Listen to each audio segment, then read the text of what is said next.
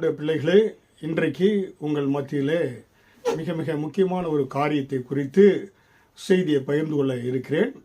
அதிலே வாலிபர்களுக்கு சாலமோன் சொல்கிறார். ஞானியாகிய சாலமோன் புலம்பல் புத்தகத்திலே 12வது அதிகாரம் வசனம் 1, நீ உன் வாலிப பிராயத்திலே உன் சிருஷ்டிகரை நினை, தீங்கு நாட்கள் வராததற்கு முன்னும் எனக்கு பிரியமானவர்கள் அல்ல என்று நீ சொல்லும் வருஷங்கள் சேராதற்கு முன்னும் 12வது அதிகாரம் 7வது வசனத்திலும் உன் வாலிப பிராயத்திலே உன் சிருஷ்டிகரை நினை என்று சொல்லுகிறார்.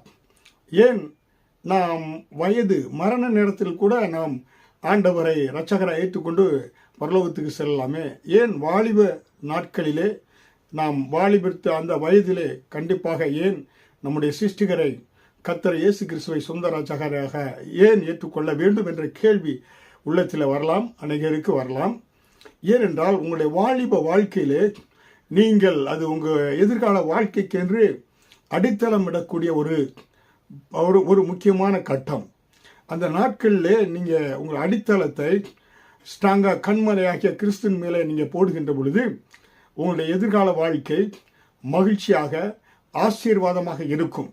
அதனால்தான் ஞானியாகிய சாலமோன் சொல்கிறார், அவர் எல்லாவற்றையும் அனுபவித்து விட்டு எல்லாவற்றிட்டு காரியங்களிலும் உலகத்தில் நல்லது கெட்டதெல்லாம் கண்டுவிட்டு, அருமையான பிள்ளைகளே, வாலிபர்களே, உங்கள் வாலிப நாட்களிலே நீங்கள் கர்த்தரை உன்னுடைய சிருஷ்டிகரை ஏற்றுக்கொள்ளுங்கள் என்று சொல்கிறார்.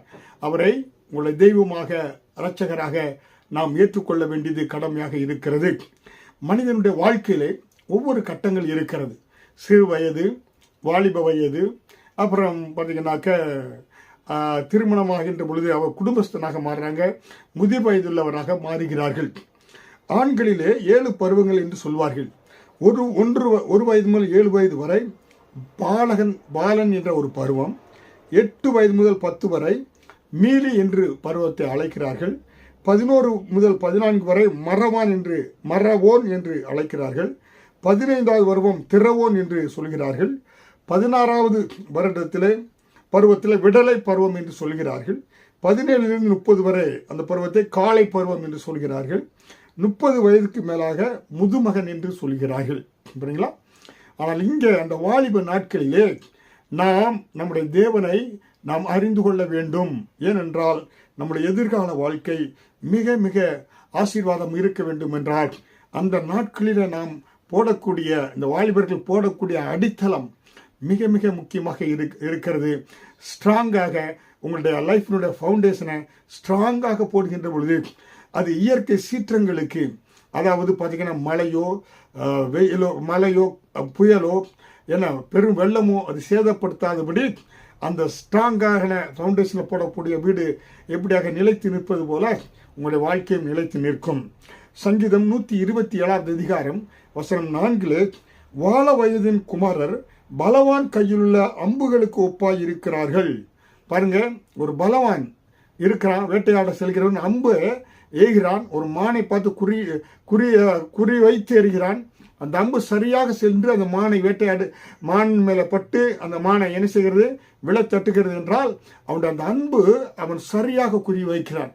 அதே போல வாலிபர்கள், உங்கள் வாழ வயதின் குமாரர்கள் எப்படி இருக்காங்க, பலவான் கையில் இருக்க அம்புக்கு நீங்கள் கர்த்தராகிய நம்ம பலப்படுத்தக்கூடிய பலனை கொடுக்குற கர்த்தருடைய கரத்தில் இருக்கின்ற பொழுது உங்களுடைய எதிர்கால வாழ்க்கை வெற்றியை நோக்கி சீரும் சிறப்புமாக நீங்கள் உங்கள் குடும்பத்திற்கு ஆசீர்வாதமாய், முதல் உங்களுக்கு பிரயோஜனமாய், உங்கள் குடும்பத்திற்கு ஆசீர்வாதமாய், அதே போல தேசத்திற்கு நீங்கள் ஆசீர்வாதமாய், சபைகளுக்கு ஒரு நல்ல தலைவர்களாக நீங்கள் விளங்க முடியும். ஹல்லேலூயா. அப்போ முன்னேற துடிக்கிற வாலிபர்களே, இந்த வாலிப நாட்களில் கர்த்தராய் இயேசு கிறிஸ்துவை சொந்த இரட்சகராக ஏற்றுக்கொள்ளுங்க. ஹல்லேலூயா. அதை ஏற்றுக்கொள்வதற்கு உங்களுக்கு என்ன உண்டாக வேண்டும்னாக்கா ஒரு தரிசனம் அவசியம். ஏனென்றால் கர்த்தராய் இயேசுவின் பிள்ளையாக நீங்கள் மாற வேண்டும். உங்கள் வாழ்க்கையில் இருக்கக்கூடிய சோதனைகளை சாதனைகளாய் மாற்றுவதற்கு உங்கள் வாலிப நாட்களிலே உங்கள் சிருஷ்டிகரை நீங்கள் நினைங்க. படைத்தவர், உருவாக்கினவர், நமக்காக ரத்தம் சிந்தின இயேசு கிறிஸ்துவை சொந்த இரட்சகராய் நீங்கள் ஏற்றுக்கொள்ளுங்க. அப்பொழுதுதான் உங்கள் வாழ்க்கையில் சோதனைகளை நீங்கள் சாதனைகளாக மாற்ற முடியும். ஹல்லேலூயா. ஏனென்றால் அப்படிதான் உங்களுக்கு ஒரு தரிசனம் கிடைக்கும். உங்கள் தரிசனம் சொப்பனம் சொன்ன இரவு நம்ம தூங்குகின்ற பொழுது வருவது சொப்பனம். தரிசனம் என்பது ஐம்புலன்களும் விழித்துக் கொண்டிருக்கின்ற பொழுது ஆவியிலே ஸ்பிரிச்சுவல் ரெவலேஷன். ஏன்னா அதில் உங்களுடைய எதிர்காலத்தை குறித்து காட்டக்கூடிய ஆண்டவர் எதிர்காலத்தை காண்பிக்கக்கூடிய ஒரு காரியம் தான் தரிசனம்.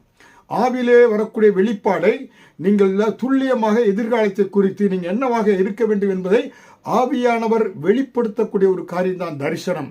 அதனால் அந்த தரிசனம் தூங்கும்போது வரக்கூடிய சொப்பனம். ஆனால் தரிசனம் உங்களை தூங்க விடாது. அந்த தரிசனத்தை அடைகிற வரை இந்த என்ன செய்யணும்னாக்க இந்த வெளிப்பாடு உங்களுடைய எதிர்காலத்தை குறித்த அந்த கோல் அந்த காரியம் அந்த லட்சியத்தை அடைகிற வரை நீங்கள் உங்களை தூங்க விடாது. அதுதான் தரிசனம். ஹல்லேலூயா. அதனால்தான் வேதவசனம் சொல்லுகிறது, உங்களுடைய சோதனைகளை சாதனைகளாக மாற்றுவதற்கு உங்களுக்கு தரிசனம் தேவை. அதற்கு நீங்கள் உங்களுடைய தேவனை நீங்கள் நினைக்கணும். சிருஷ்டிகரை நீங்கள் நினைக்கின்ற பொழுது தீங்கு நாட்கள் வருவதற்கு முன்பாக அவர் நினைத்து விடு. பாருங்க, எனக்கு பிரியமானவர்கள் என்று சொல்வது வருஷங்கள் சேராததுக்கு முன்பு உன்னுடைய சிருஷ்டிகரை நினைத்து விடு. கண் கெட்ட பின் சூரிய நமஸ்காரம் சொல்லுவாங்க. வாழ்க்கையில் எல்லாம் தோல்வியை விழுந்து ஏன்னா அப்படியாக கடைசியில் போய் ஆண்டவரை தேடுவதில்லை. அப்படிப்பட்ட கஷ்ட காலங்கள் தோல்வி வருவதற்கு முன்பாகவே தேவனை தேடு, கர்த்தரை தேடு, இயேசுவை தேடு என்று வேதவசனம் சொல்லுகிறது. ஹல்லேலூயா. அதனால்தான் சங்கீதம் 119 அதிகாரம் வசனம் 9 வாலிபன் எதனால் தன்னை சுத்தம் பண்ணுவான், உமது வசனத்தின்படி தன்னை காத்துக் கொள்வதினாலே. ஹல்லேலூயா. அப்ப வேத வசன ஆதாரத்தோடு நீங்கள் எப்படி வாழ வேண்டும் என்பதை குறித்து ஒரு தொடர் போதனையாக நான் கொடுக்க இருக்கிறேன். முக்கியமாக இந்த வாலிபன் நாட்களிலே அநேக பருவங்கள் அடித்தளம், உங்களுடைய ஃபவுண்டேஷன் ஸ்ட்ராங்காக இருக்கணும். அப்புறம் அந்த ஃபவுண்டேஷனை ஸ்ட்ராங்காக எப்படி பில்டிங்கை ஃபவுண்டேஷனை போட்டு பலப்படுத்தி மேலே எழுப்பக்கூடிய அந்த பலப்படக்கூடிய ஒரு பருவம். அடுத்ததாக பார்த்தீங்கன்னாக்க நீங்கள் பார்த்தீங்கன்னா வாழ்க்கையில் வரக்கூடிய போராட்டங்கள் அதை இப்படியாக மேற்கொள்வது, வாழ்க்கையில் நல்லது கெட்டது என்பதை தெரிந்து கொள்ளக்கூடிய ஒரு பருவம். எதை நம்ம தேர்ந்தெடுப்பது, அதே போல் நீங்கள் உருவாக்கக்கூடிய மோல்டாகக்கூடிய எதிர்காலத்துக்கென்று மோல்டாகக்கூடிய ஒரு பருவம். அது மட்டுமல்ல, தீர்மானிக்க எதை என்ன நான் எடுக்க வேண்டும், இன்ஜினியரா, டாக்டரா, பாஸ்டரா, சயின்டிஸ்டா, ஐடி பர்சனா, எதை நான் தேர்ந்தெடுக்க வேண்டும் என்பதெல்லாம் குறித்து வேத வசனங்களோடு உங்களுக்கு விளக்கி சொல்ல இருக்கிறேன். ஆவலோடு காத்து கொண்டு இருங்க. இது முக்கியமான ஒரு தொடர். உங்கள் வாழ்க்கையில் ஒரு பெரிய மாபெரும் எழுப்புதலை இந்த ஆண்டவர் கொண்டு வருவார். காத்து கொண்டிருங்க. ஆண்டவர் தான் உங்களை ஆசீர்வதிப்பாராக. ஆமேன்.